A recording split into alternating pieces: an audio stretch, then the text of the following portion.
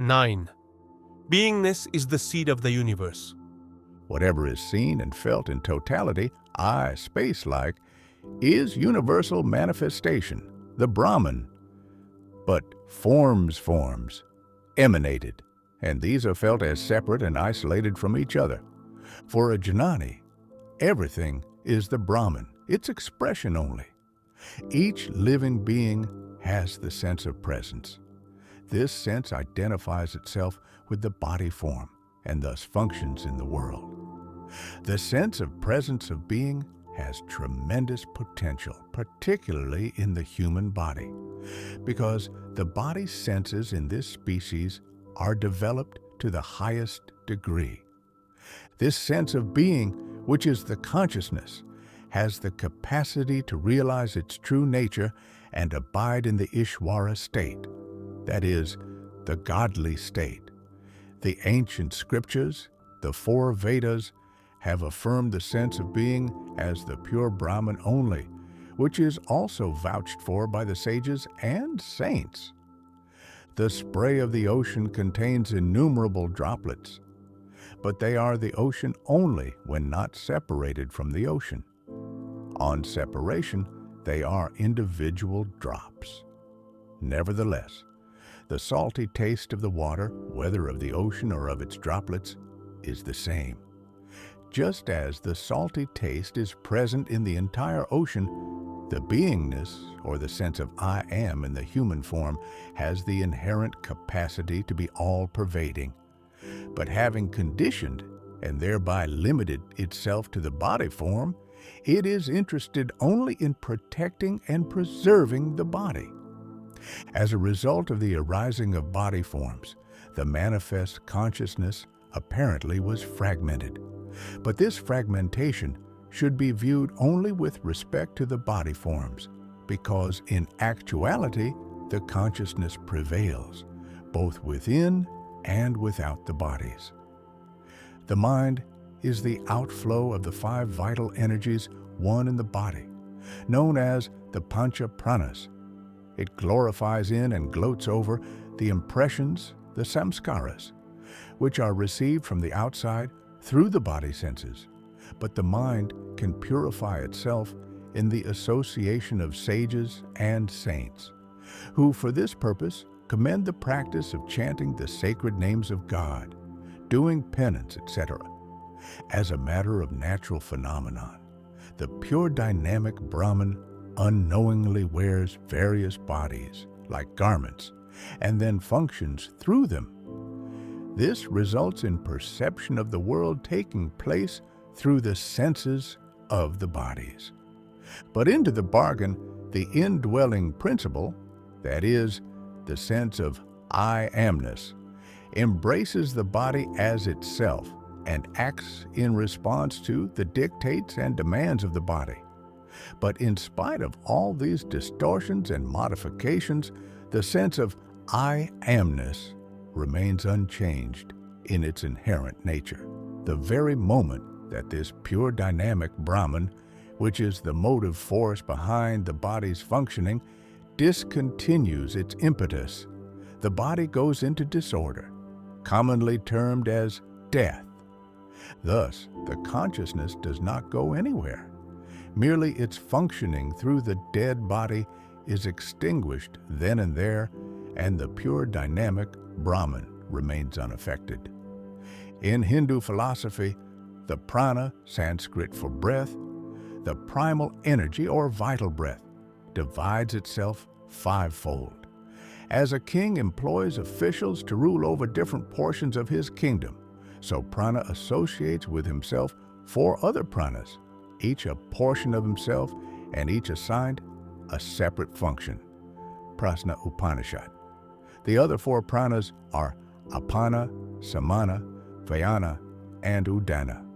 The pranas are the essential energy component in such physiological functions as breathing, digestion, and assimilation of food, excretion, and procreation. As long as the sense of being or the consciousness dwelling in the body does not realize its true nature, it is bound to identify with the body and all its actions. by claiming doership. But as a result of this claim, it is subjected to intense suffering when the body goes into disintegration and approaches death. In a healthy body, movement of the vital breath is clearly felt. But when death occurs, the vital breath quits the body and movement stops instantly. However, in the case of the Brahman, there is no question of movement at all, and it continues to be omnipresent.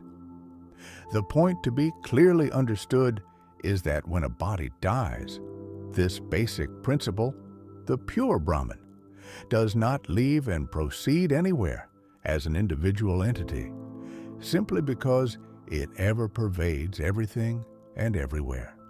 But at the moment of death of the body, its expression through that body subsides then and there only.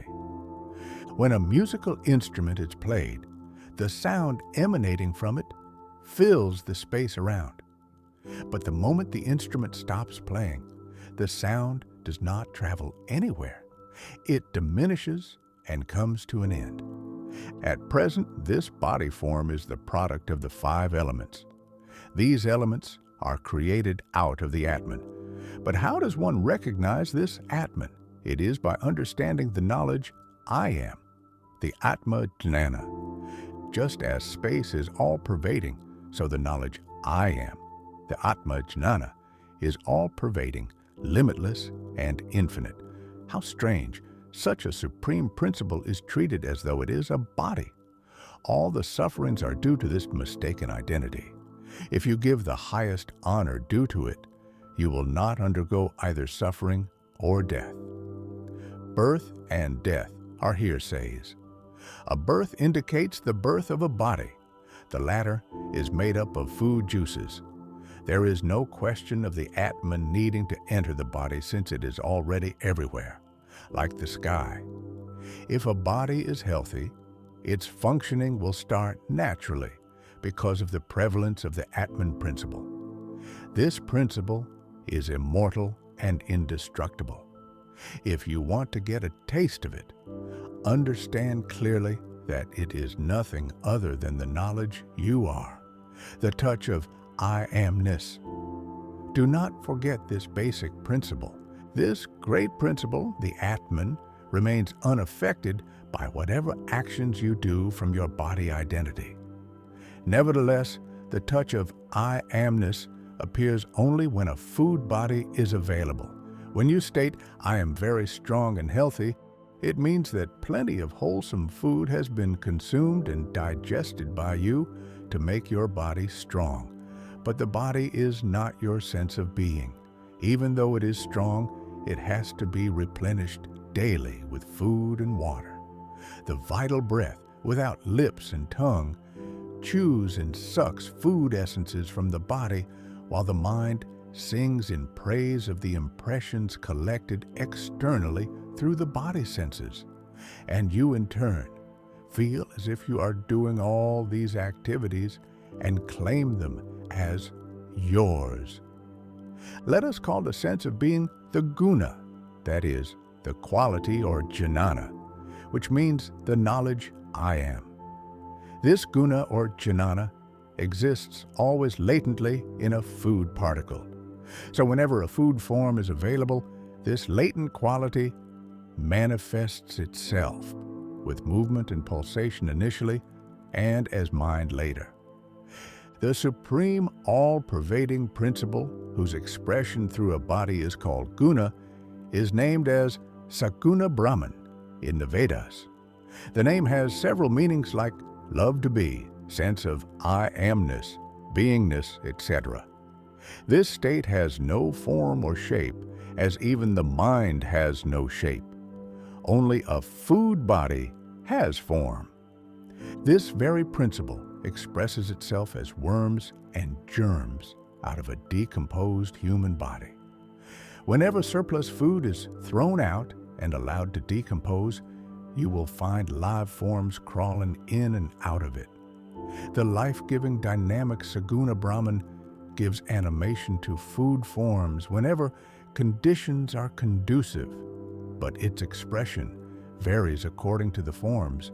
Thus, we recognize these as worms, insects, birds, animals, and so on by their very shapes. The very Saguna Brahman, when manifested through a human body, has the potential to lead a seeker to the highest, provided it is understood and realized correctly. And the Saguna Brahman is nothing else but your sense of being and dwells in every human body. By abidance in this state, birth and death will be transcended. For this purpose, you do not have to practice any rituals or spiritual disciplines. Only be prior to mind, just be.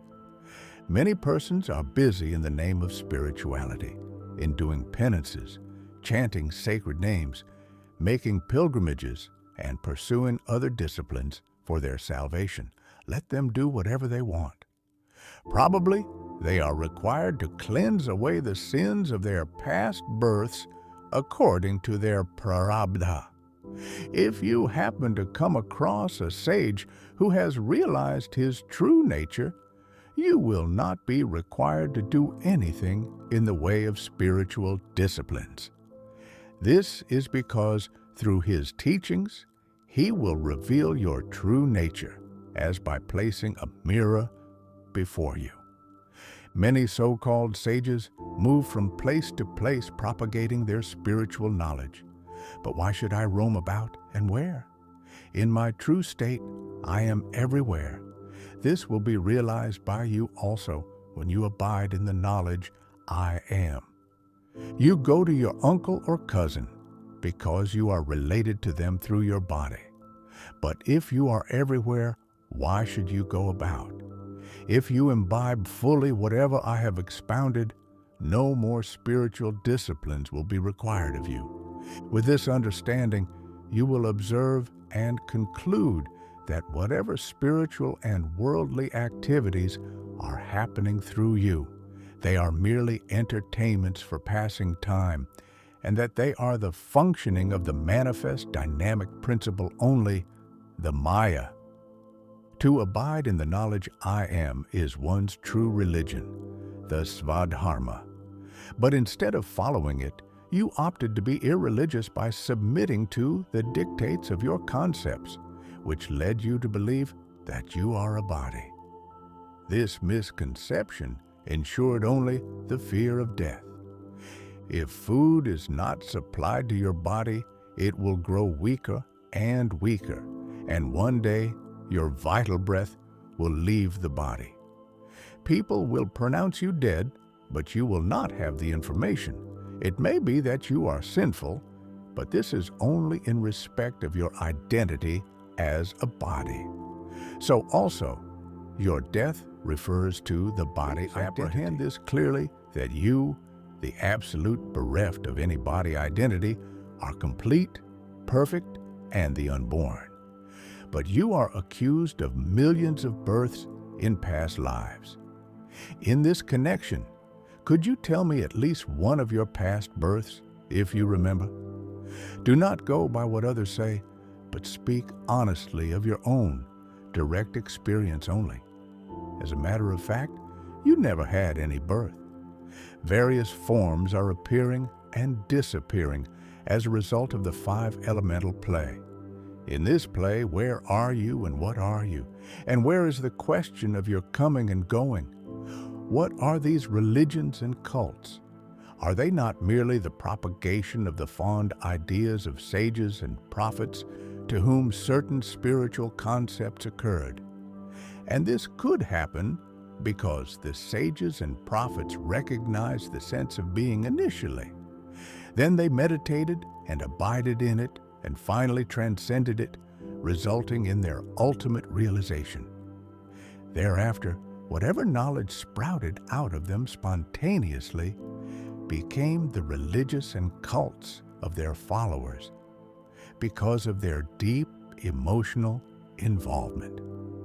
The most important fact to be understood is only this: if the touch of beingness is, then everything is. If the beingness is not, The world is not, the cosmos is not, and nothing is there. Have you any questions now? You talked about the beingness sustained by the food body and about the dynamic manifest consciousness. Are they the same? Both mean the same.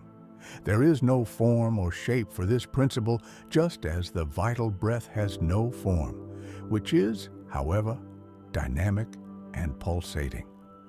The vital breath alone gives animation to the body, and it will operate so long as the body is healthy.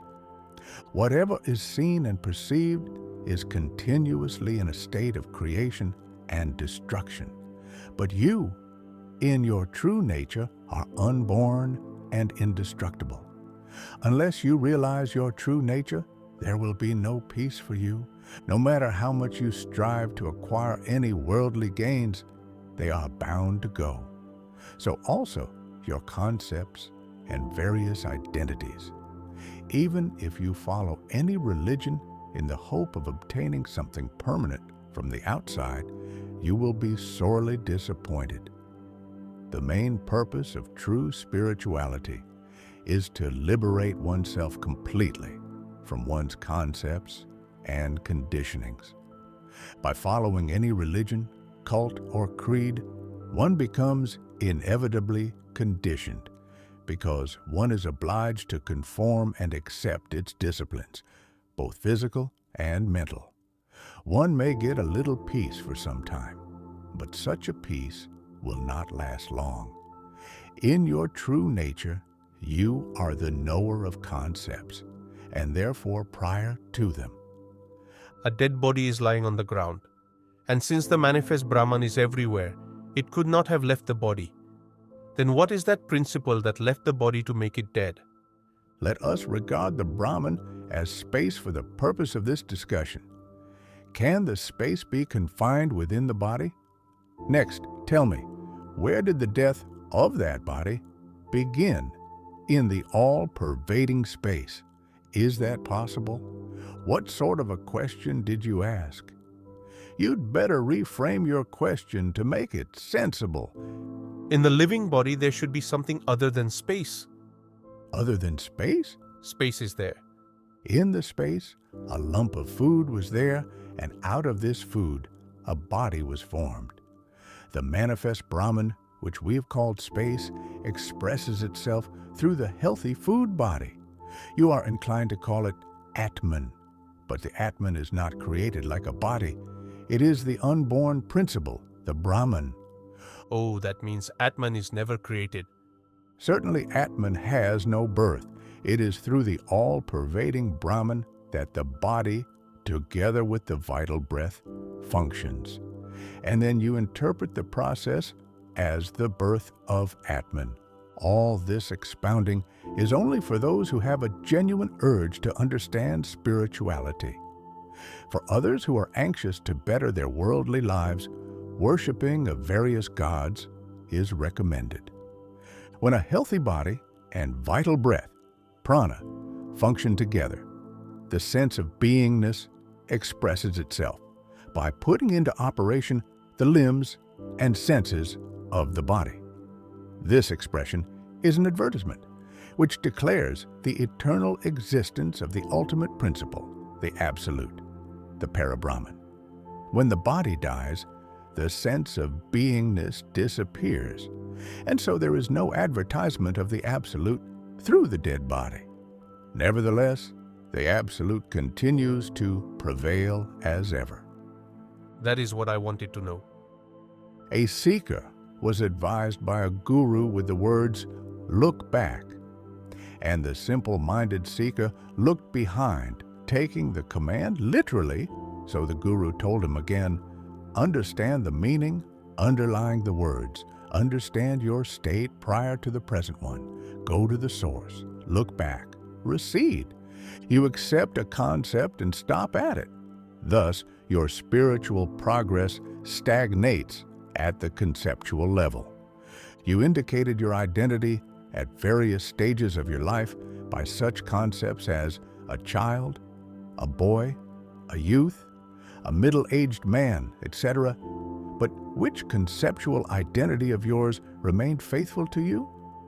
All the identities, in the course of time, proved illusory. Even the very principle behind the identities, that is the sense of your beingness, will prove illusory. Since it has appeared, it has to disappear.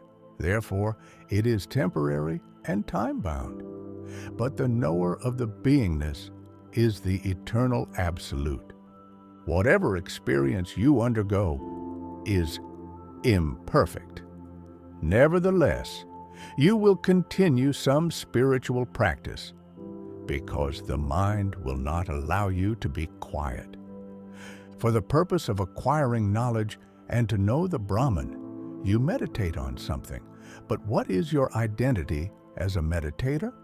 You are neither the meditation nor the object of meditation. Whatever it may be, you, which is apart from meditation and its object, are the perfect, the totality, the eternal absolute.